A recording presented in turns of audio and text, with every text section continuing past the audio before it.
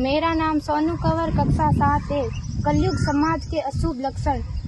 कुटुंब कम हुआ, संबंध कम हुआ, प्रेम कम हुआ, मर्यादा कम हुई, लाज लज्जा कम हुई, विनम्रता कम हुई, समर्पण कम हुए, पुस्तक वाचन कम हुआ, खान पान की शुद्धता कम हुई, माल कम हुए, कपड़े कम हुए, नींद कम हुई, घी मक्खन कम हुआ, पीतल तांबे के बर्तन कम हुए, भाई भाई का प्रेम कम हुआ, सत्य कम हुआ, अतिथि कम हुए, धैर्य कम हुआ, श्रद्धा और विश्वास कम हुआ, बड़ों का सम्मान कम हुआ और भी बहुत कुछ कम हुआ, जिससे जीवन सहज था, सरल था। संतान को दोष न दे।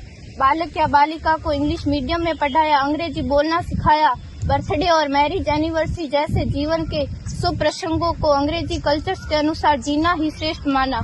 माता पिता को मम्मी डैड कहना सिखाया। जब अंग्रेजी कल्चर से परिपूर्ण बालक या बालिका बड़ा होकर आपको समय नहीं देता, आपकी भावनाओं को नहीं समझता, आपको तुच्छ मानकर आपसे जुबान लड़ाता, जब आपको बच्चे में कोई संस्कार नजर नहीं आता, तब घर के वातावरण को गंभीर किए बिना, संतान को दोष दिए बिना एकांत में जाकर रो लीजिएगा, क्योंकि पुत्र या पुत्री की पहली वर्षगांठ से ही भारतीय संस्कारों के बजाय, मंदिर जाने के बजाय केक कैसे काटा जाता है, यह सिखाने वाले आप और अम्मी है। जब बच्चा पहली बार घर से बाहर निकलता है तो प्रणाम और आशीर्वाद के बदले बाय बाय कहना सिखाने वाले आप और अम्मी है।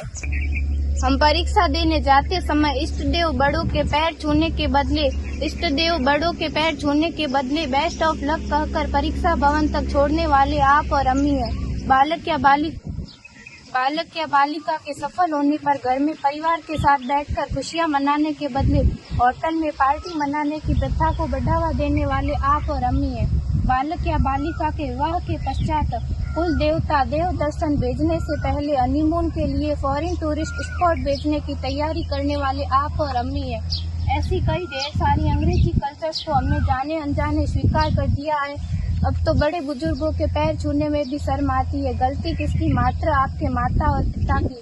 अंग्रेजी अंतर्राष्ट्रीय भाषा है से काम का हेतु सीखना है, अच्छी बात है, लेकिन इसकी संस्कृति को अपने जीवन में उतारने की तो कोई बाध्यता नहीं थी। अपनी समृद्ध संस्कृति को त्याग कर नैतिक मूल्यों, मानवीय संवेदनाओं से रहित अन्य सभ्यताओं की जीवन शैली अपनाकर हमने क्या पाया? अवैध संबंध, टूटते रिश्ते, व्यसन युक्त धन, थके हारे मन, छल भरे रिश्ते, अनुशासनहीन संतानें, असुरक्षित समाज। एक बार विचार जरूर कीजिएगा कि संस्कारवान पीढ़ी क्यों आवश्यक है।